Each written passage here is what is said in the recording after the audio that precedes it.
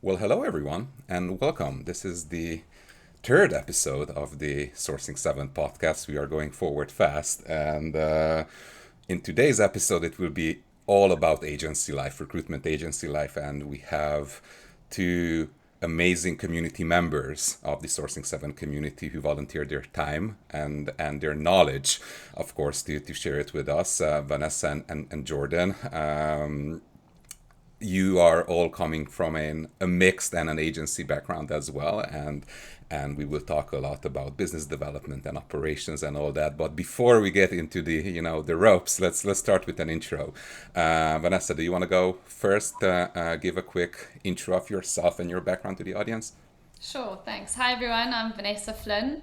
I've been in recruiting for pretty much 20 years and I founded a recruiting agency in Mauritius, South Africa, and Seattle about 5 years ago. It's Bolt Talent Solutions.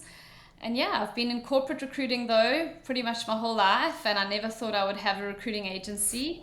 But looking forward to getting to know Jordan and chatting through some of our experiences together with Adam today. Thanks for having us. Thanks for coming. Jordan, do you want to do a quick intro as well? Sure. Yes. So my name is Jordan. Hello, everybody. It's a pleasure to be here. Thank you, Adam and Vanessa, for hosting me.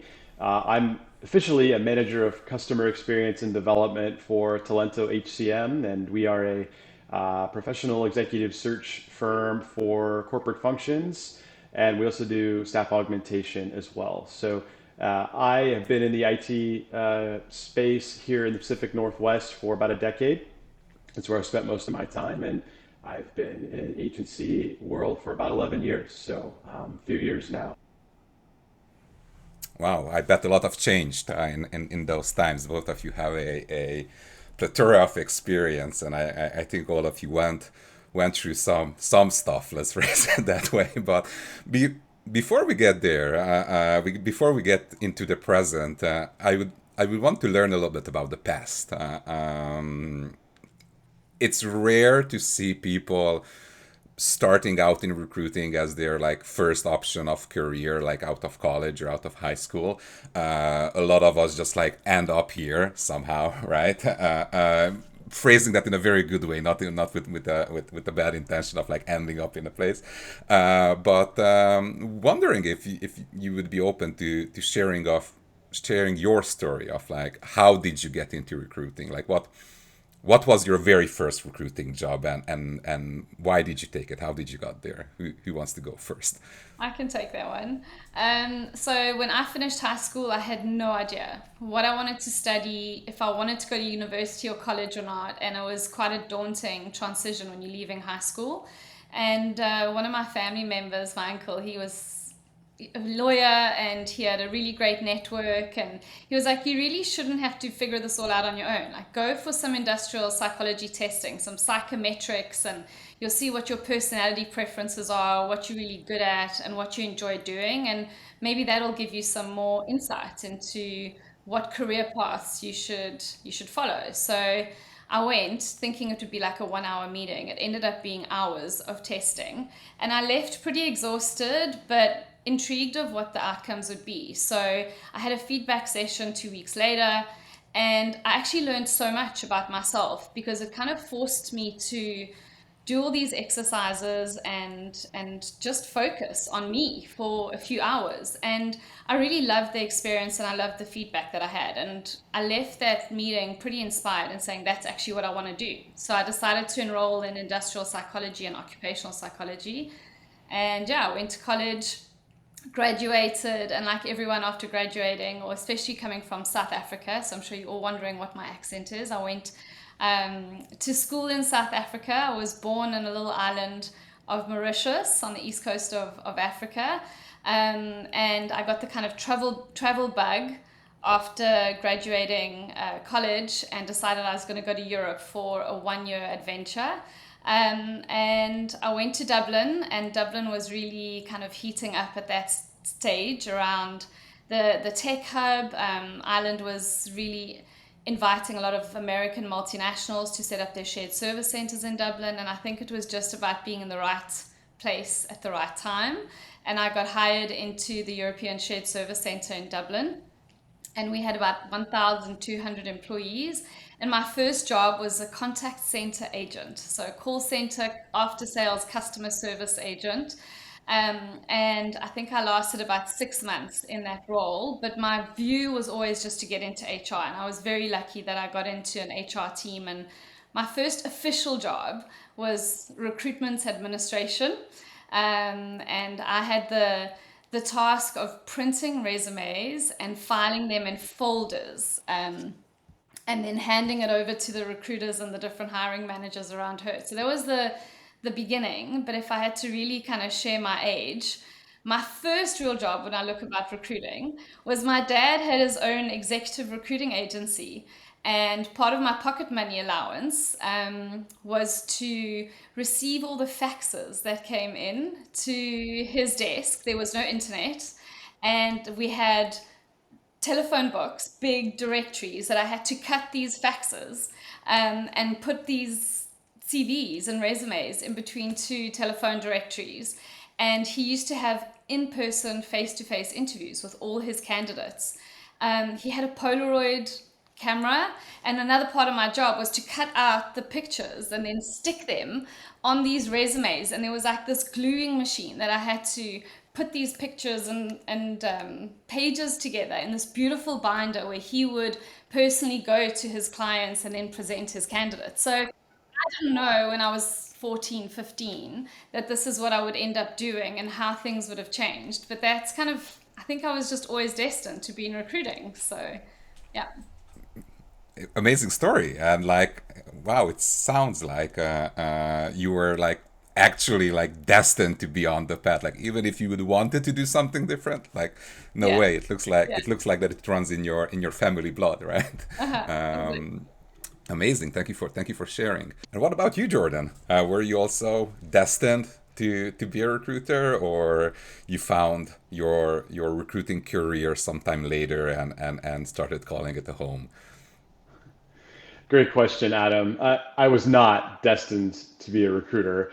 In fact, most of the people that I associate with or that I work with now fell into recruiting. I think that's the old joke, right? We all wanted to do something else and fell into recruiting, but I think that will change in the future. But getting back to my story, I actually, out of college, I sold Google AdWords to small businesses. And so I would be cold calling small businesses, trying to get them to set up an account with us and advertise their business on Google.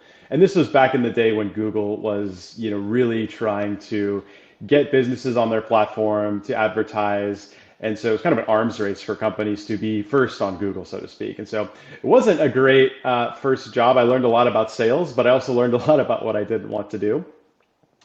And the reason I got into recruiting was I'd go home and my roommate at the time, he was working at Volt in Orange County.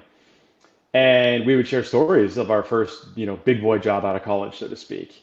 And he would say, yeah, I get to call people with job opportunities and they love talking to me and I get placements. And I'm like, yeah, I get to call business owners who want nothing to do with me and the product works okay at best. And I was like, I want to call people with jobs. Like, that sounds great. And so that sort of led to my curiosity of recruiting. And then I was able to leverage my roommate to get into Volt as an employee relations coordinator, basically, doing payroll. At the time, it was in Costa Mesa. They still may be there. I'm not sure. But there was a lot of walk-in folks who would do, a week assignment or warehouse type work. And so I was, inputting them into the system and then handing them over to the recruiters. And it was a small office. So I think there was two recruiters and two salespeople. They didn't have a need for another recruiter, and I was brand new. So I was learning from the two recruiters there, and that's how I got into the recruiting business. Wow, you were saying what, 11 years now? I Yeah. bet you learned a couple of stuff since then. Is there anything that you would highlight as like one thing, like you wish someone would tell you that when you started out? Is there something that you would highlight? I would just say patience, long suffering, perseverance. Like looking back at those initial conversations of talking to people and getting them jobs, I just assumed like everybody I talked to was so nice they were going to get hired. And that's just not the reality of it, right? But when you start in the role, you're like, oh, this person's great, they're going to get hired. This person's great, they're going to get hired. And so, really, it would have been nice to know going into it that you're going to have to talk to a lot of really good candidates, and out of those really good candidates, only a handful of them will actually be selected. And then also, I wish somebody would have told me because it was really hard at the beginning to get used to that rejection and having to tell good people no that even the people that you don't place, you'll build relationships with down the road and it will be fruitful. So it's not like a wasted conversation. And I look at it now as like every good business conversation I have with a client or even a candidate, that opens a door for networking purposes down the road that you can't foresee today. And so when I was just out of college, it was very like, I need a placement, I need to get, I felt bad for these people.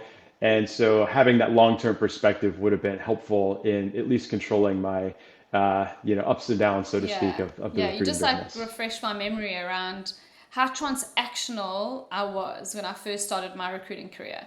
Especially where we were, there was like high volume recruiting where we had to hire 10 people for a certain market by a certain date. And there was just so much pressure. Every week we had like this manpower meeting with all the directors, and they'd be like, how many people have you got? How many interviews? How many submissions? How many people are you going to have in seat for that training? The training starting on this date. And the pressure was just all around getting kind of bums on seats. And I wished if I had looked back now, if I could give advice to myself, was really about the long term relationship building and the why you actually are doing recruiting. It's because you love talking to people, helping them find their way. And sometimes you lose sight of that because candidates are people and they're not just a resume. And you don't have to just constantly buy to that pressure of filling that position, and really about let's actually engage with a person and build long-term relationships with your hiring managers and your candidates, because that's what's really going to stand to you as a recruiter and just how you feel about yourself when you look back at your career. So yeah, I fully echo that, Jordan. Love to see how both of you highlighted the importance of networking and also mentioned the different, let's call it personas, within our world. Like you need to build relationships with candidates, with people who are making potentially like life altering decisions, right? Like of changing a job, maybe relocating somewhere, maybe shifting careers, etc.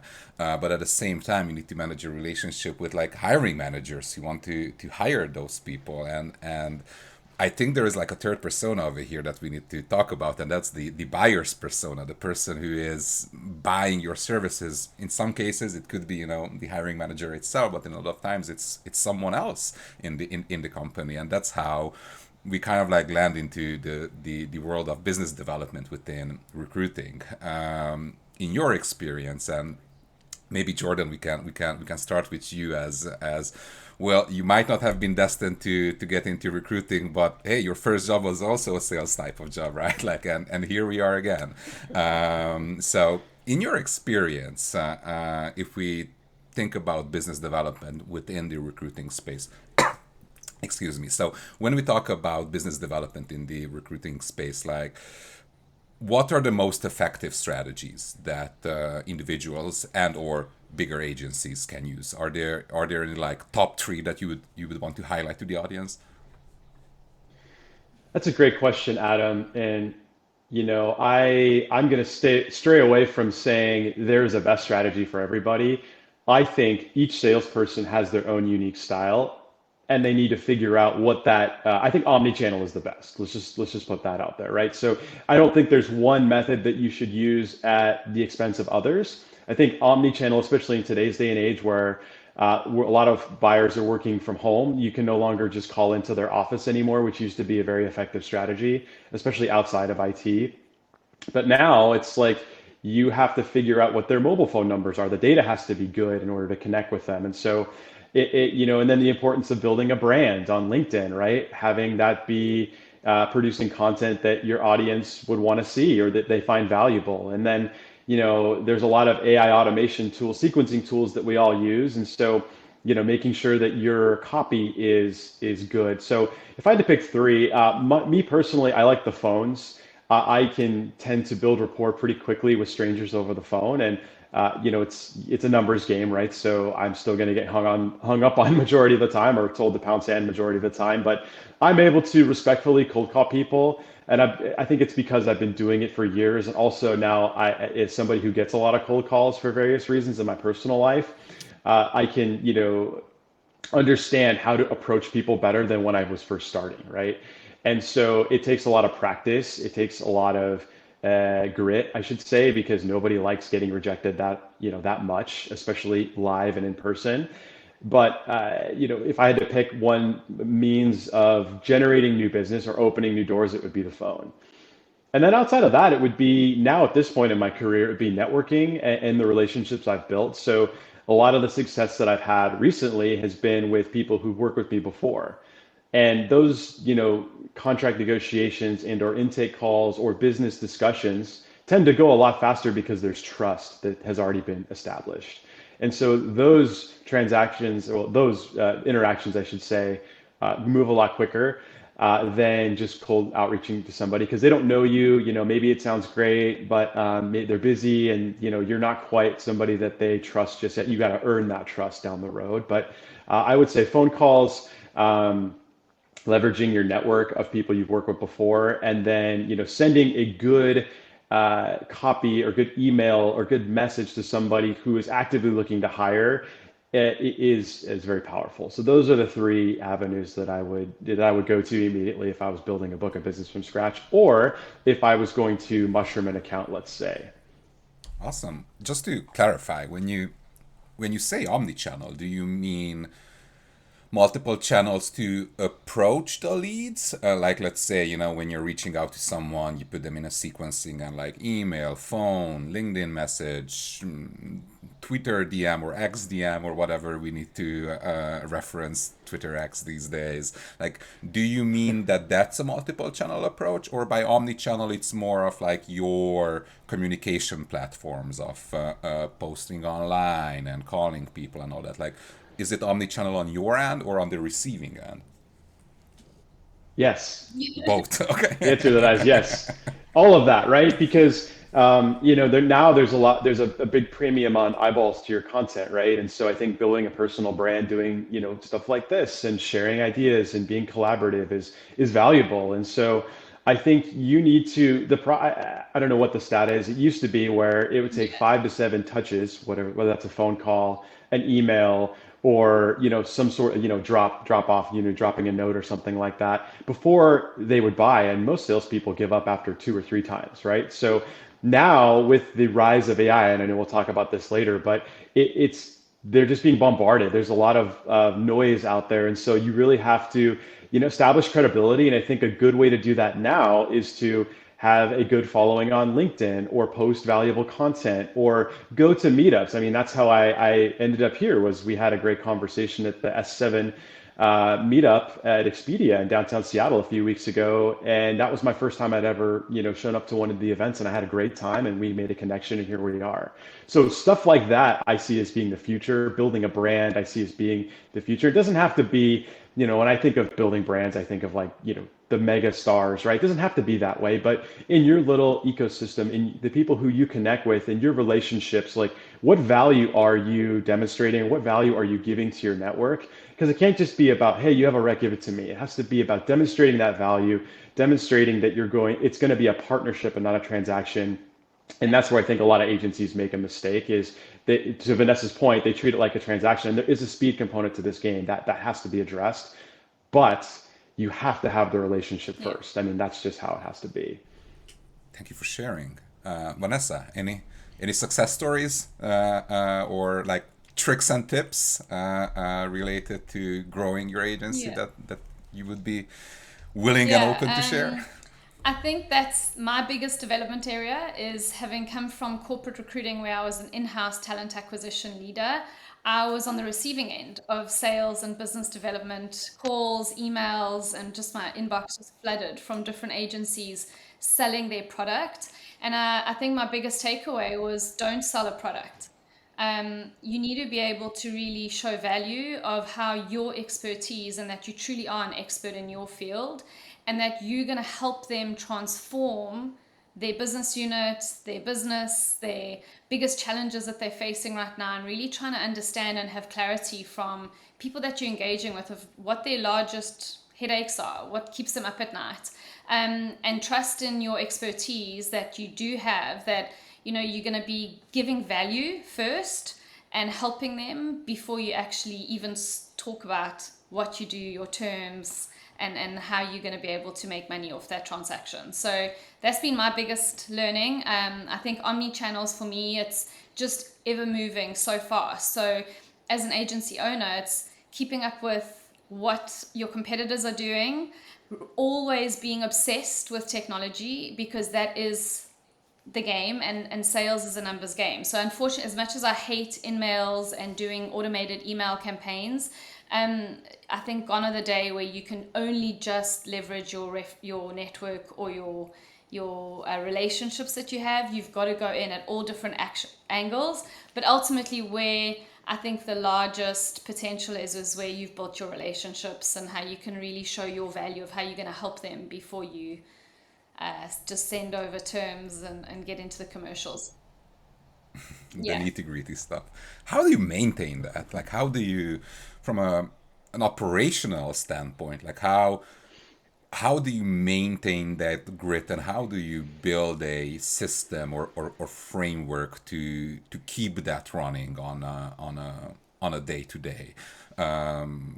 Whoever wants to take this question, either from a core sales standpoint, we can talk about tooling, or just mindset standpoint. Like how do you maintain that and come back to the factory day after day and keep on the Just put the grind? pressure off yourself. Like, you don't have to have all the answers and all the tools. It's impossible, right? So as an agency owner, you have to juggle so many different moving targets, and leveraging external experts, the same as we try and tell our clients to utilize us for our expertise in recruiting. Like, I'm by no means a business development or marketing or sales expert, and I don't have to be as an agency owner, but I do have to partner with people that really know their stuff and will partner with us and guide us and keep us smart and help us fail and help us test new things all the time, and to be current. So it's not something that I have built in house. We leverage multiple different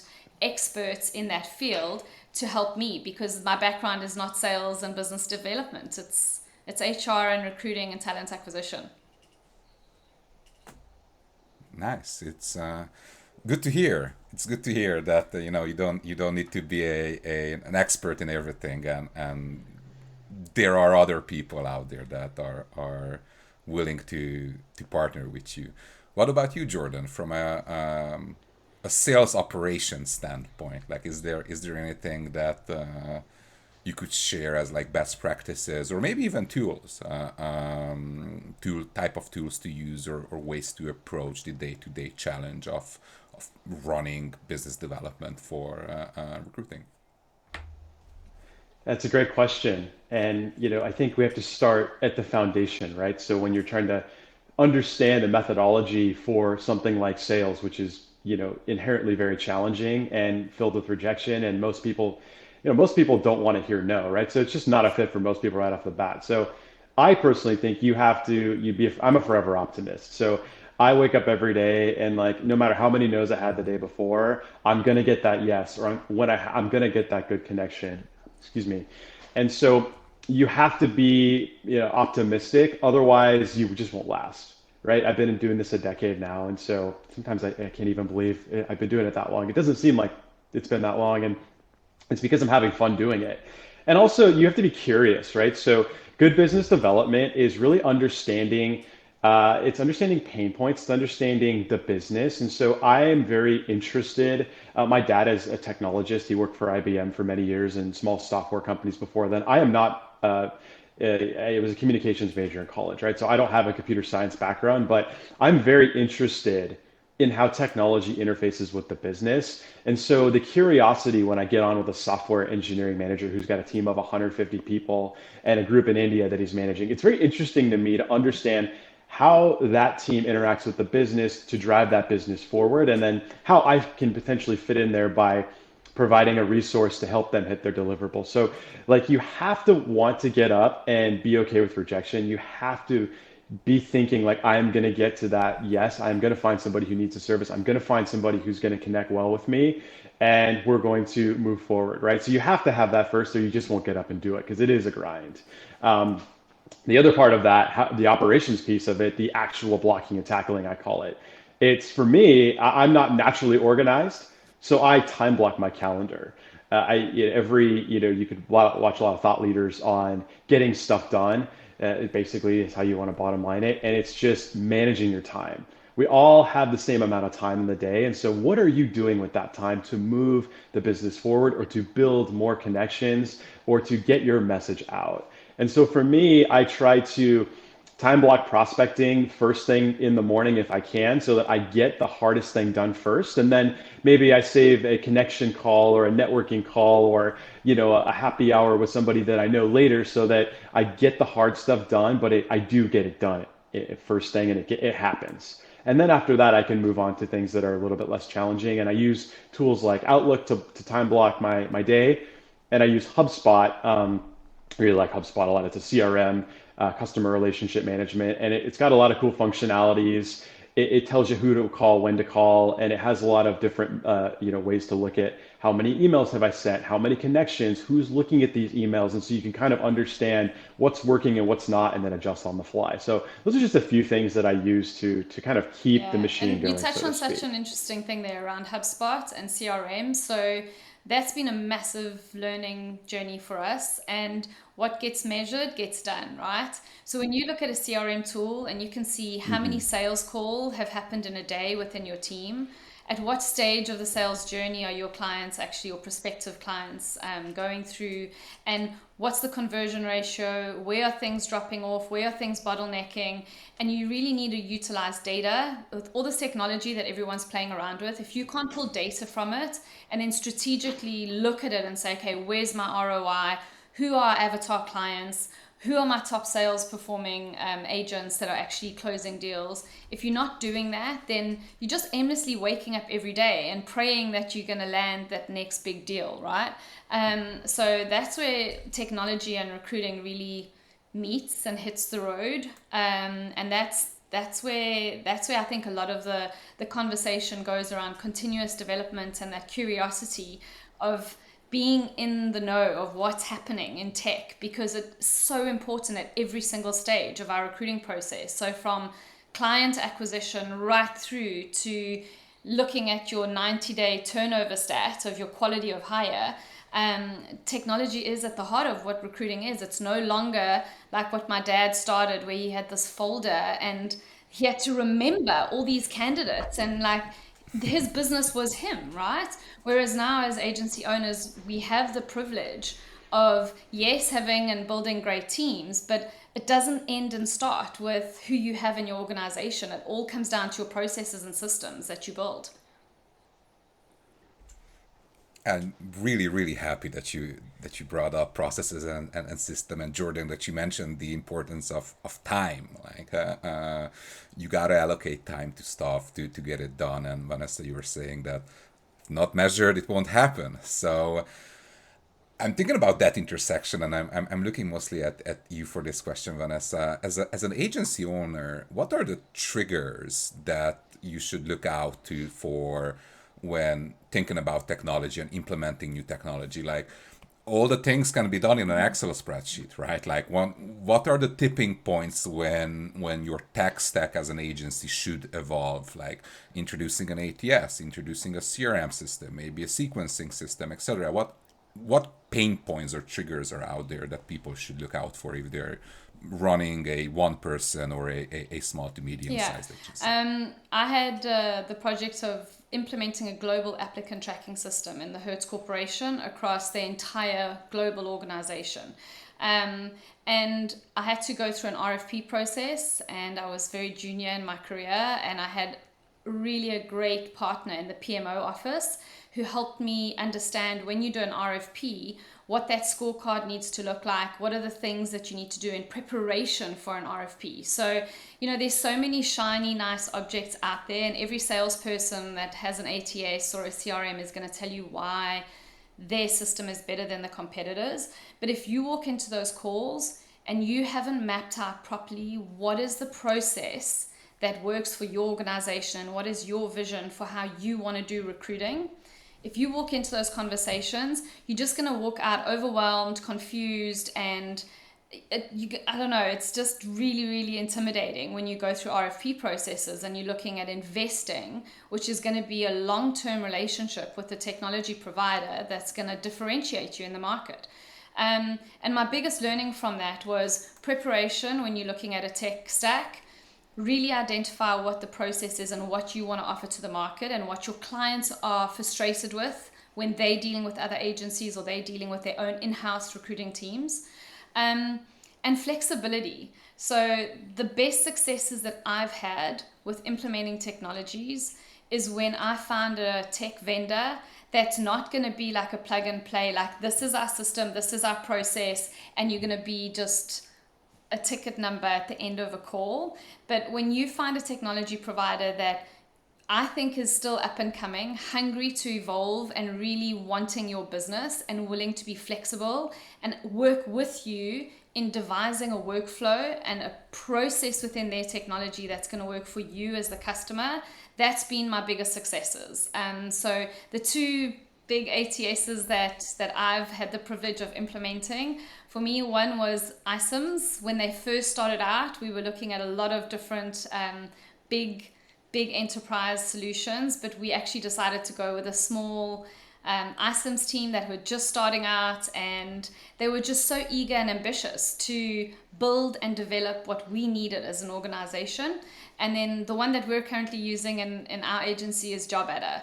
And it all came down to the relationships with the sales guy that I think I first met with, and his willingness to find my vision for my business and what I wanted to bring to the market. And he genuinely connected me with the dev team and was like, this is her biggest challenge. This is what Vanessa's looking for. And they gave me more than one solution and how I could actually bring that to life. And that gave me the confidence of really sticking with this provider. So that's a little bit around the tech stack stuff that we did.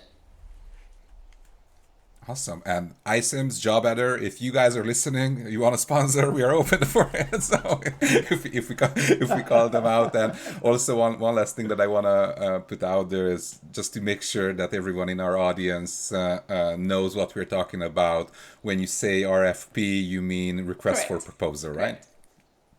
Cool stuff. Cool stuff. Jordan, what about you in the sales world? Like, are there any triggers or pain points that come up that pushes or should push people to move away from an Excel to a CRM or from a mail merge to a sequencing software? Like, are there things where the trade-offs are starting to worth it based on savings maybe in time or money? Yeah, I think so. I probably don't have the visibility into shopping those programs like Vanessa does, but from a day-to-day user perspective, absolutely. I'm a big fan of HubSpot. I know I keep saying that, but it's relatively inexpensive from what I understand, and their functionalities are awesome. So Vanessa said something earlier about technologies out there. It's about technology. She's absolutely right. But Yeah. the technology is a tool, and it shouldn't be I'm just going to get caught up in the technology and pressing all these buttons. Like the technology is a tool to get me in front of the customer, to get me in front of somebody who could potentially use my service, or to get me in front of people who need help with hiring and things like that. And so the technology, I feel like especially here in Seattle, there's this like almost overemphasis on it. And sales is still sales, right? It's about connecting with people. And when we went to the whole COVID thing, everything was virtual. That was challenging for me and for a lot of people, and organizations were trying to figure it out. And now everybody's used to the Zoom thing. But once you do get back into a room with people and you do connect with people on the phone, it makes a huge difference. So for me, it's just finding a technology that doesn't take a lot of your time doing administrative tasks, but that helps you get your message in front of people who need what you're selling. And so I'm a big fan of tools like HubSpot. I've used Job Diva in the past. That was a very intuitive tool, the most intuitive recruiting software for recruiting and sales, which I thought was impressive. And I've used bigger enterprise softwares. I won't name them here, but they were just clunky and not really meant for the staffing business. Right? Staffing moves quickly. You get submittals, you get projections. You have to have a software that's agile. And a lot of those bigger softwares, they just weren't agile enough. They're meant for bigger, maybe software deals or bigger managed service deals. And so you need something that's going to move with the flow of the recruiting business and also not break your budget at the same time, but also allowing the people who make your money, recruiters and salespeople, to not be frustrated with using the CRM every single day because you have to click 5 times for the same thing, right? So for me, it's using things like HubSpot, using smaller iSIMS was pretty good. I've used that before too. So the companies like that Yeah. get the agility of the business, that aren't massive, but still hold your database of candidates. It still remind you to follow up and build that connection with your client. And so I think you really have to find a balance between price and functionality is what it comes down to. Amazing, and it's kind of like bringing us to the scaling problem, right? Like as soon as you start to implement technology, you're able to deliver more in less amount of time or the same amount of time, so you're able to like grow and just deliver more. And that sometimes can become in my opinion, a scaling problem that you lose maybe focus, or one part of your business is running faster than the other, or one part of your team is maybe running faster than the other. Do you have any advice on how to balance that, like how to balance growth while still maintaining quality of overall service, like the candidates quality is still high, the networking piece and connection piece with the stakeholders, the stakeholder management is still on par? Like what can you say about that balance? Like what are the best tricks and tips to maintaining Yeah, that? we always look at that in three things: process, people, technology. And scaling, especially when you're a recruiting agency, self-funded, women-owned, and we kind of launched, and as we launched, then COVID hit. I've kind of had a really interesting ride over the last 5 years of how to scale our organization. So we started out with me, myself, and I. Then I had 3 people, and we kind of COVID hit, and we actually grew during COVID, and it was because we adopted new technology platforms and we pivoted into the tech space when we were predominantly in the digital marketing space. And we saw what was happening in e-commerce, we saw what was happening with online purchasing and everybody being afraid of leaving their homes or not actually being able to go and do a face-to-face interview. So it's about speed, right? So when you see an opportunity, you can't think too long about things, and you need to take risks and you need to move fast, and just put everything you've got into really capitalizing on the opportunity when there is a crisis or when you see a gap with a new client prospect. So the things that we did in our business that really put us to where we are today, we grew from 3 people and we now have 15 permanent employees within our organization, and we continuously growing. We also have a hybrid team of individuals that support us on a contractor basis when big opportunities come available. So when you're scaling, if you do it all permanent hire, it feels risky, it's expensive, and it can be quite daunting as a sole entrepreneur or when you're starting out. So use offshoring as a serious competitive advantage, and I don't think a lot of people are fully leveraging that yet. So my team are based in Mauritius. We also have people in South Africa. I've got a recruiter in Canada. So leveraging offshore teams that will be able to follow the sun, are cost effective, really hungry for opportunity, and are highly skilled and bilingual. That's something that's really stood to our organization. And then technology, just a story around that was, in COVID, we implemented automated one-way video interviewing technology, and we were one of the first to do that in the countries and the markets that we serve. So when people couldn't go and do interviews, and also when we were too afraid to hire, when everything was on a hiring freeze in COVID, we leveraged technology to implement ways for us to screen candidates utilizing technology with our hiring managers. And we had great clients that were eager, curious, and willing to try new things with us. And we offered that for free to our clients. We're like, we'll invest in the technology, just go along this journey with us. And they were like really excited to do it, and it worked out really well. Where our hiring managers had 5 questions that they would give us that they would normally ask in their first round screening interview.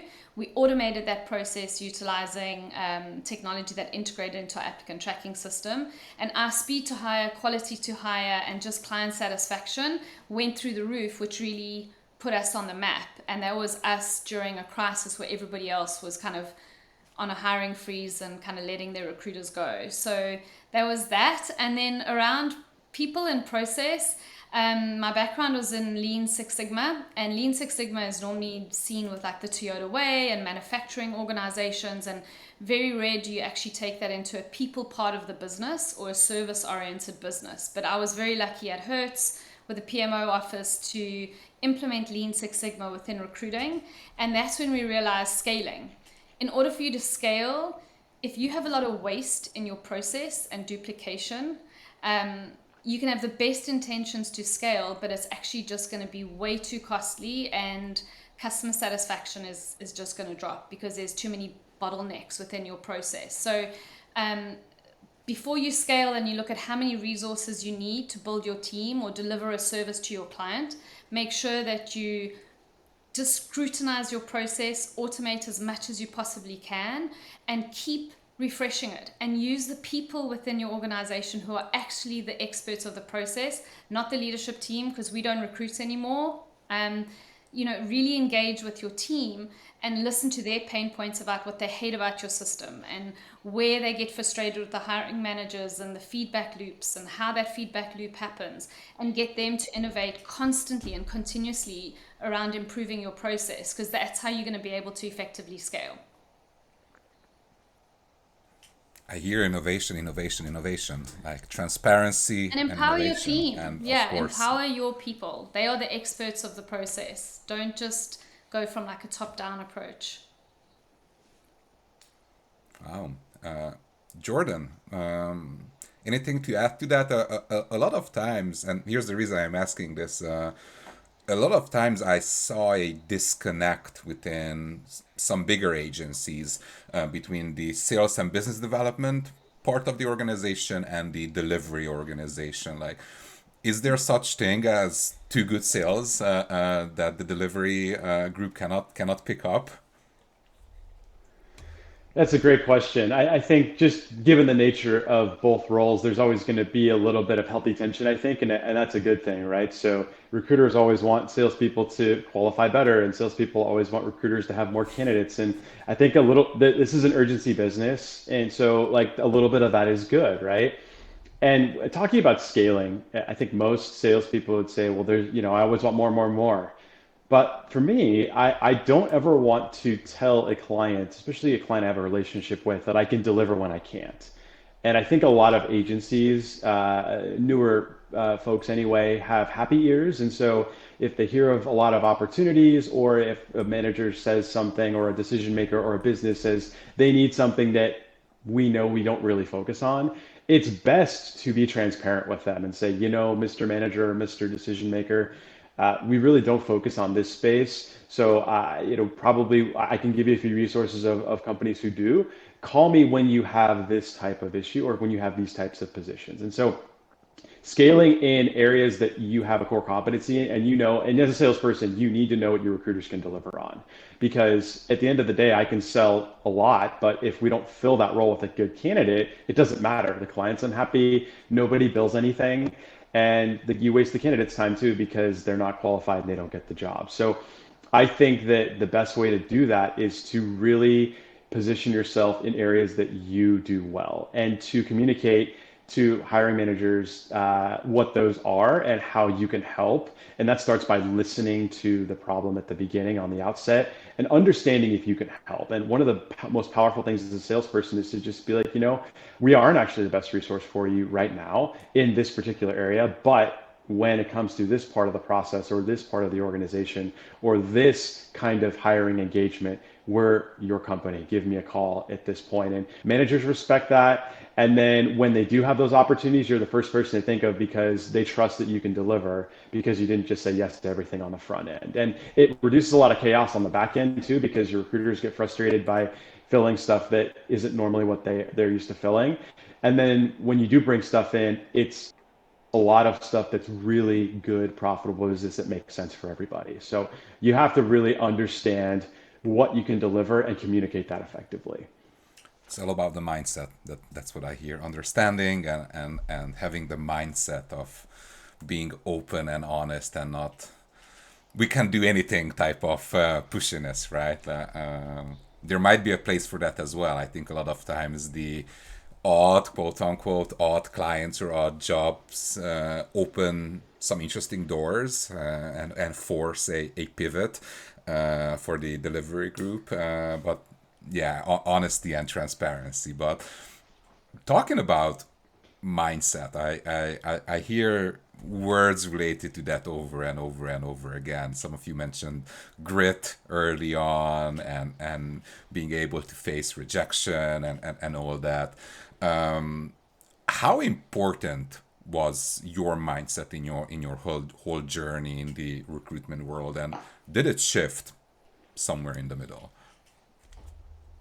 Vanessa, maybe. Yeah, I think growth mindset is something that you hear all the time, and being an entrepreneur is a very humbling process. It has a lot of benefits, and it's exciting and it's fun, and you go through a honeymoon stage of having all this freedom. But then you also start realizing that where you were in corporate and you had this amazing network of people within your organization that you could just go to the finance director and you could just walk across the corridor to the marketing team and get them to help you build a campaign, you do kind of feel a bit isolated in that you have to have all the answers as an entrepreneur, especially in the early days when it is just you, and then you slowly building your team and bringing people along and hiring the right people. So growth mindset is so important, and know that it's okay to make mistakes. It's okay to not know anything and everything about everything that comes with business, but really surrounding yourself with the right people that genuinely are going to look out for you and give you solid, sound advice, just not what you want to hear. But really look out for you and challenge you and kind of hold you to account on some of the strategies that you set out to achieve, and having good mentors and people within your organization and your team that you can be fully transparent with about what you're going through, and not having to do it all on your own. So I've been very lucky to have a senior team as well as a group of recruiters that kind of have been on this journey with us for the last 5 years, and we have very transparent communication about how we're feeling, what's going on, the warts and all, and being able to kind of help one another out and lift one another when we're feeling down or when imposter syndrome sets in. But also like celebrating the successes and making sure that you're rewarding everyone and that you're checking in on everyone's mindset, not just your own, but how are your team doing and how are you actually engaging with the people within your organization and your clients, and being super open about kind of what's happening. So it's a roller coaster. Being an entrepreneur, it's if it was easy, I think everyone would be doing it. And yeah, just learn every single day and pick yourself up, and know that when times get tough, things will pick up again. And if it's too tough, you need to be able to reach out to your network and lean on your friends and colleagues, peers and family. Awesome. Jordan, what about you? If I remember well, early in your career, you had a stint on the actual tech recruiting side, right? Um, did when you shifted roles, sort of, was there a shift in your mindset as well? Did something had to change on how you approach the problem or how you approach the day to day? Yeah, it did. It was a big shift. So I think, well, I know recruiting and sales are both sales, but they're just in different types of ways, I guess, right? And going back to something you said about, pivoting, I do think that as a sales organization, recruiting organization, pivoting, and Vanessa talked about this during the pandemic, is important. But what I was saying is like you need to make sure as a salesperson that you are aligned with your recruiting team when you say yes to something.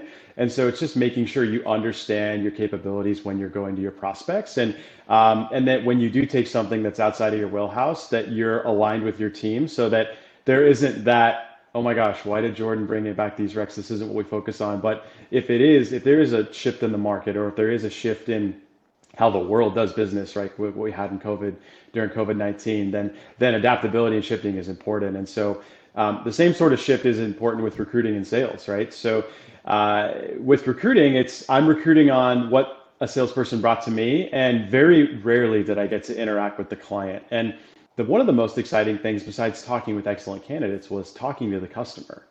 When I got to be on those intake calls, I got to listen about the business. Hey, we're having trouble with our supply chain. We need somebody to come in and fix that for us, or we need somebody to, our supply chain person is doing the finance operations person's job. They're doing three jobs. We need help. We need to supplement or augment this work so that our business can deliver their goals and things like that. And so I was just really interested. It helped me be a better recruiter when I was recruiting initially. And especially going into technology, like I didn't know technology. So I was looking at these resumes. I had to learn the technologies I had to use, technology to learn about technology, ironically enough, and then ask questions from candidates and then listen to what these technology stakeholders were talking about. And so the shift from recruiting to sales is really like you're working on what you're given, and you're sort of, I wouldn't say limited, but you're limited to the recs you're working on that day. As a salesperson, you can go after whatever you want. There's no limit to who you target. There's no limit to the technologies or the organizations that you target. And for me, that was really exciting. And I could focus on businesses that were interesting to me personally and with technologies that were cutting edge, right? And so it was that greenfield opportunity for me was what made that transition. And I'm very curious. I'm very interested in how business and technology intersect because everyday lives basically revolve around that. And so it gave me more freedom to explore that. And it was a mindset shift though, and not everybody wants to make that shift. And some people, they just want to have a great network of candidates, and you need good sales and Yeah, and recruiting to make even that the happen. sales and recruiting piece of it, where we've seen the best uptake or successes in our business is when sales and delivery actually come together as a true team. So, the sales piece is the front Yeah. end, cold calling, getting time with the right decision makers. But when you actually have that time with the decision makers, having your head of delivery with you when you're pitching, because they're an expert around their conversion ratios, their resourcing, do they have enough talent to actually deliver on what the client's saying, and do you have skill within your team, or you're going to have to ramp up and hire a new recruiter for that specific project because it's like such a specialized niche. And that's what we do as a team in our business. We've got very clear processes on the sales piece, but when we actually get in front of the key decision makers, we actually integrate each of the key areas of our business and have them on the first call so that we all are on the same page. And when we walk away from that call, we have a debrief and we're like, right, this is how we're going to pitch. This is the proposal. Can you do it? When can you do it? Do we have the right team that's going to deliver on that?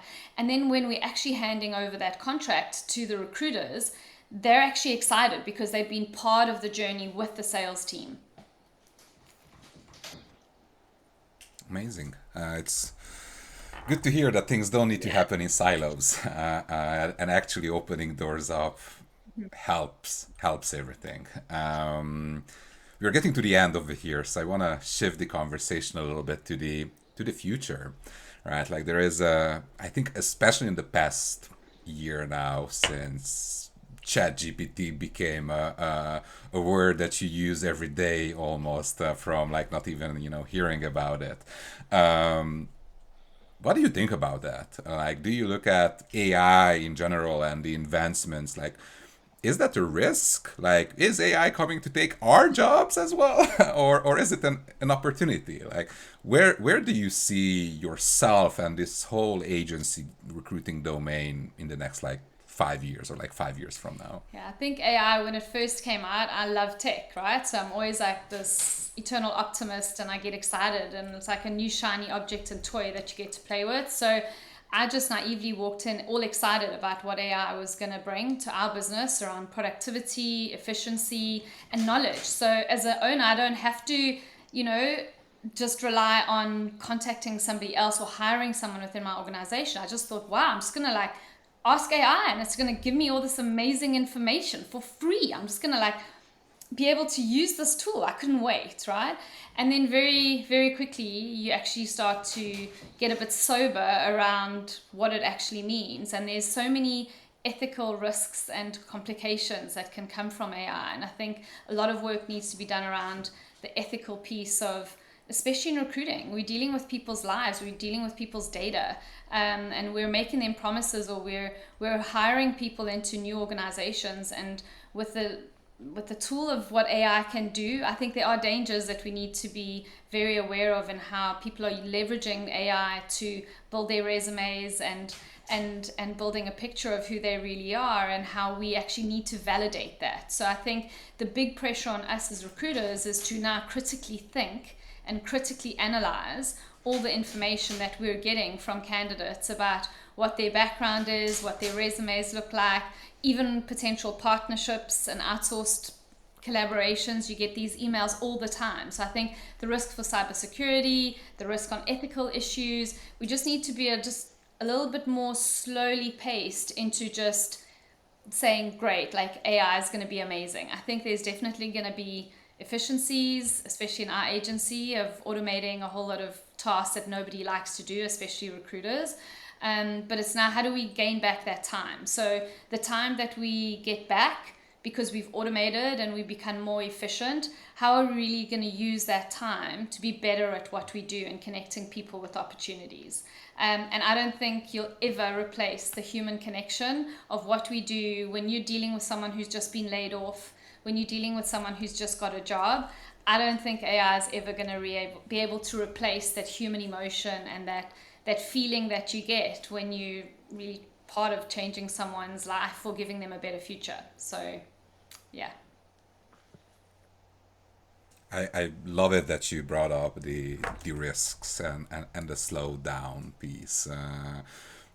The majority of the people I talk with regarding AI, the majority is like super enthusiastic and very focused on like what are the things that we can solve and problems and speed up things. But yeah, I don't think that there is enough Exactly. conversation around the risk, the ethical part, the Yeah. cybersecurity that you mentioned. Like all those things are immensely And I think immensely that important. culturally, So Adam, like glad that I'm a you mom, brought it right? up. I've got a 11-year-old and a 17-year-old going through the schooling system in Seattle.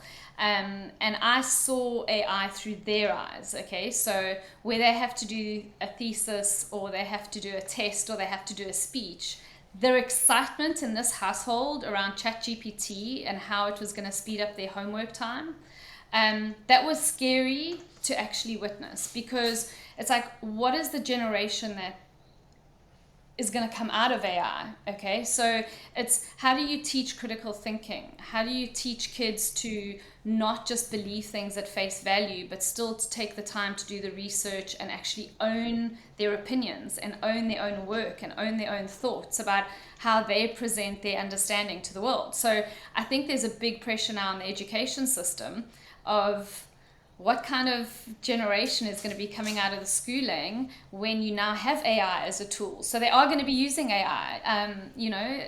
AI is proven to actually get MBA degrees better than people that have studied their whole lives. So what is that going to do to our next generation? And I think that's going to be key, just for me as like a mom, and looking through my kids, because they're going to be joining the job market soon. And I just hope that, we're still going to be putting people into the world that are going to be thinking and not just um, processing the first bit of information that they see as true or fact. I think that's important for everyone, Yeah. like not just ed- currently people, kids in education, like absolutely. But I think all of us, myself included, should also think more about that, of like how to tackle that AI giving you everything, because it can give you everything to a scary level, right? Like Vanessa, you mentioned that it can complete an MBA with a similar Mhm. score to a human, but if we approach it from a sales standpoint, like I've seen systems that write really decent sales copy, they can mimic your voice, heck, they can even mimic your video stream and make you look like, well, not you, make that artificial intelligence look like and speak like and Correct. talk Yeah. like you. Um, I'm looking at you, Jordan, because I've seen a lot of tools like this, especially in the sales domain. Like, what are your thoughts about that? Like, is that a risk? Are you afraid that you lose your job, or are you enthusiastic about the exciting tools that you're getting right now? Yeah, yeah, good question. One of my headphones went out. I Yeah, Okay. apologize if listen. you can't. Can you hear Yeah. me okay still? Okay. Okay. So I think the best way to put it, there's a saying, right? With great power comes great responsibility, and I think that applies here with AI, right? So Vanessa hit on a lot of things that open but cautious is, I guess, the approach I would take to it, because there are a lot of bad actors that are using AI today to get people's personal information or to impersonate or to fool elderly people into thinking it's a real person and then running off with their information, or fake jobs and fake recruiters. Like, so there's a lot of, even now, just bad actors that are using it. So what I think is sales and business is inherently a human aspect, right? There are certain businesses and industries that are commodities, and sure, AI will automate a lot of that. But I personally like interacting with humans when I buy something, especially something that's expensive or that is complicated. And sure, you can have an AI that sounds like me, maybe even looks like me on a screen, but how do you interact with a client when they go off script or when they answer something that isn't in the pre-recorded AI's, database, so to speak, right? And then even if you solve that problem, which you theoretically could at some point, given that how advanced it will be, this is years down the road, but from some of my Microsoft buddies who work there, work on this stuff, it will happen. I still think that recruiting and recruiting sales is a human business. And that's why I love this business so much. There's a lot of things you can sell, but the relationship aspect of the candidate, the hiring manager, and the relationship in between is amazing. And relationships and networking is how business gets done, period. Technology will enhance that. Some jobs may go away, but like Vanessa also said, the stuff that I don't like doing, like all the data entry, will become much easier and allow me to connect human to human more often and to do my job better. So again, being the eternal optimist I am, I think that it will make salespeople that are good even better, and it'll make transactional salespeople struggle. That's kind of where I see it going. So put value in those human interactions, listen, solve problems, and I think you'll always be a value to the market. Love it. I hope you're right. I hope it's your future and not the more dystopian future coming. So I really, really, really hope that both of you are correct. And that brings us to the closing notes. And a lot of people are stepping into this space of recruitment agency space, like right now they're stepping in this weird time where a lot of companies are laying off talent acquisition people with crazy numbers, unfortunately. And a lot of those folks are thinking about, like, let's go freelancing, let's start our own agency. And they are starting out in this very weird time where AI is enabling everything, the economy is as it is. Some companies are hiring, some companies are firing. So there's a lot of craziness going on right now. Um, what would you tell them? Like, what advice would you give the person who maybe unfortunately got laid off right now, or a couple of weeks or a couple Yeah. of months ago, and now is thinking about freelancing, or is in the early days of that journey? I'd What say advice go would you for give? it. Don't even think about it, okay? There's $212 billion is the market share just in the US in the recruiting market.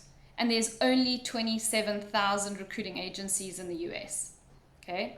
When you look at the UK, you've got something like 17,000 recruiting agencies, and their market size is tiny compared to ours. So there is opportunity for enough people to go around. And it's how you collaborate and how you really manage your own brand that's going to give you a piece of that cake. So I think gone are the days where you're looking for a career and job security. Job security, especially in recruiting and what you've seen in the tech crunch, job security is how you actually build your own security around your network, your brand, your skills, how you're continuously learning, and don't spend 100% of your time looking for a job. I would totally change your mindset around how you see opportunity, and don't be afraid to go through don't just go down the traditional route of what we've always done. So try new things, network. And in terms of freelancing, I think there's so many jobs right now and not enough candidates to fill them, that we all need to help business pick up and put the right people in the right roles again. So if there's any recruiter that's out there that's seriously at a crossroads and thinking, should I do this, should I not do it?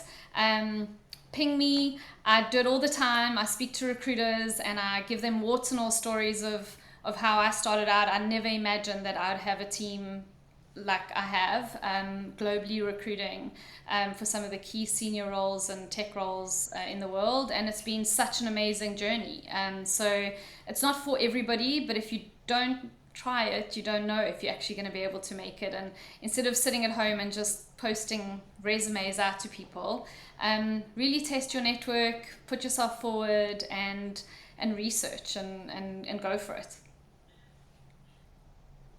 Awesome, and thank you for making yourself available to the community and to the uh, recruiting group out there. And I don't think I shared this. We briefly chatted about it before we started recording, but actually, Vanessa really does this a lot of times. That's how we first connected with Vanessa. She was an amazing and still is a mentor figure to me when I started out my journey in running a recruitment agency. I just reached out to Vanessa and I was like, hey, do you want to chat? And she wanted. And look, here we are, still chatting. So we'll have your LinkedIn profile in the description. So if people want to, hit you up, they will know how to Brilliant. get in touch. Um, Thank you. What about you, Jordan? What advice would you give to someone starting out right now and maybe trying to land their first few couple of clients?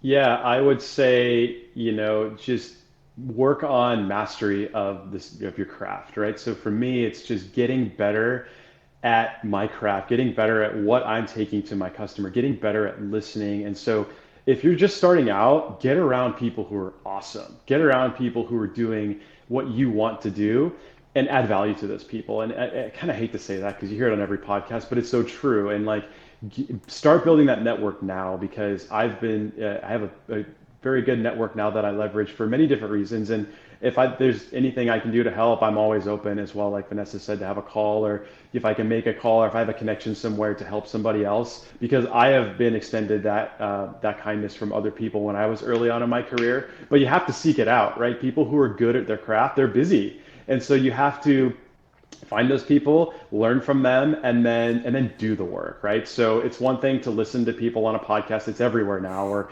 to take someone to coffee and listen to what they say and then never do anything with it. But as somebody who people reach out to now for various different reasons, I'm like, hey, how'd you buy that rental property? How have you been in staffing for so long?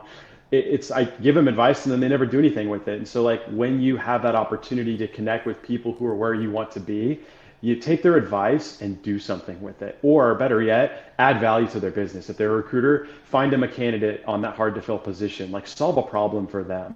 And when you do that, lots of doors will open for you and you'll build a reputation of somebody who works hard, does what you say you're going to do, shows up every day. When you have that kind of a reputation, people come looking for you, but it takes time to build that. So start now, start planting those seeds, build that well now so that when you're thirsty, you have a well that's there for you and ready when you need it. So that would be my biggest piece of advice. Amazing. Thank you. Very, very wise words from both of you. And that brings us to the last question. If people want to hear more from you and learn more about what you do, how can listeners connect with you? Yeah, LinkedIn is the way to go. It's kind of where we hang out. So LinkedIn, or otherwise just my email, which is I pretty much have that on LinkedIn too. So just reach out, and yeah, look forward to connecting, networking. And the one thing that I took away from the Sourcing 7 event that we were all at, that Jordan spoke about earlier at Expedia, was community. We're a community, and when layoffs are happening at the rate that they are happening in the talent acquisition space. We are an amazing community of people, and we've all had knocks, and we've all kind of had to go through transformations and restructuring in our careers. And it's don't suffer alone and in silence. And if you are a recruiter that has a job and that things are going great for you, just think, what did I do this week that helped maybe somebody else that is going through a really scary time? Like, how are you helping and being part of the talent acquisition community? And I think that's been my biggest learning at the Sourcing 7 events and the Northwest Recruiters Association that I sat on the board with, is there is an amazing community of talent out there. And it's not like a one-way thing. It's like, what are you doing to give to the community? And don't be afraid to kind of reach out if you're struggling or you need support. There's a lot of people that are willing to help you, or that you could help, that you don't even know that you've got talents that they're looking for right now. Awesome. Thank you. What about you, Jordan? Where Yeah. can people get in touch with you? Yeah, just message me on LinkedIn. I'm an open networker, so shoot me a note, and I'm happy to go to coffee or meet with you in person. I'm a salesperson. I love human to human interaction. That's my absolute favorite. So if I have an opportunity to help, if I have an opportunity to solve a business problem, or just give some advice to people who are in a hard time right now, like Vanessa said, you always want to give back, give more than you receive, and it will come back to you. Like, it really will. And that's sounds like a platitude, but it's not. And so reach out, and if there's anything I can do to help, I'm happy to do so. Awesome. Thank you very much for both of you. Thank you very much for giving your time, your thoughts, and sharing it with our S7 community and everyone else as well. So thank you very much for that. Thank you very much, and see you all next time.